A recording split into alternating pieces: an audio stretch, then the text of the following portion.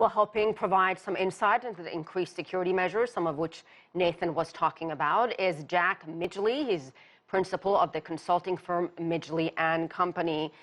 Jack, FBI, we're hearing, is vetting reports, or I should say vetting service members because of reports of some kind of fears of an insider attack. How concerned should we be? How much of a threat is this really?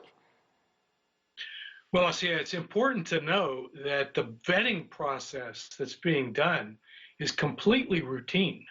National Guard members go through this kind of vetting, and they're briefed about insider threats all the time. So it's completely normal, and it's actually part of the operation that's taking place in Washington now, which is called Operation Capitol Response. That's not a military operation. It's actually led by the civilians in the U.S. Secret Service. And there are National Guard members. Actually, today there are about 21,500 National Guard members from all 54 states and territories at the Capitol. By the way, there have been National Guard members at the Capitol for the inauguration ever since the inauguration of George Washington. This is part of the inauguration. It's bigger and more visible than usual, but the National Guard has always been present during the inauguration of a president. But let's be real. Have you ever seen 25,000 National Guard troops, which is the number we're going to have by Inauguration Day, in the nation's capital? No, that's an unusually large response, and it's a prudent measure, I think, given the events of the recent weeks.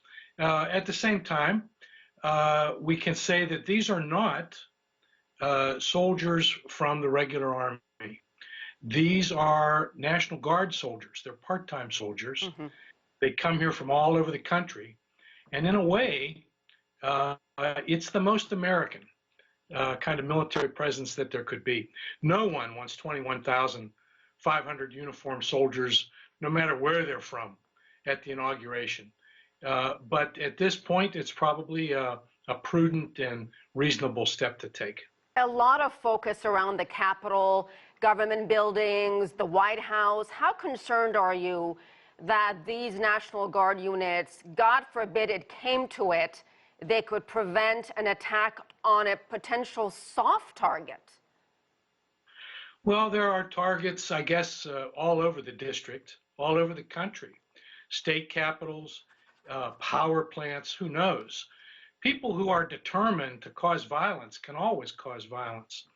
But I think I feel assured here in the district, and I think most people feel assured that the very visible and very disciplined presence of well-trained guardsmen will do everything that's possible to make sure that no one interferes with this important American day with violence. Let's hope that that pans out. If you're on the Inauguration Advisory Committee and President-elect Joe Biden came and sought your advice, would you suggest the swearing-in ceremony be held inside the Capitol? Well, it's an interesting option, and you know it's been done before. Not all presidents have been inaugurated out on the front steps of the Capitol. But at the same time, this really is an important day for the United States. It's an important day for our visibility to the world. And I think it's important to take the security threats into account, to protect the president-elect and the vice president-elect as much as possible, and at the same time, to show the proud face of American democracy and the results of our elections to the world. So the security professionals will have a point of view about it, but I truly hope that we'll see the president-elect take the oath of office on the steps in full view of the public. Jack, what are the biggest lessons learned from the horror that we saw on January 6th when a mob of Trump supporters stormed the Capitol? What lessons should intelligence, law enforcement learn here? Well, there'll be a lot of study about what actually happened, who was involved, and I think it's important to do that. I was encouraged to hear that General Honore has been asked by Speaker Pelosi to do an investigation of what happened. It'll be important not to underestimate the potential that these loosely organized and hard to spot organizations have for creating real violence.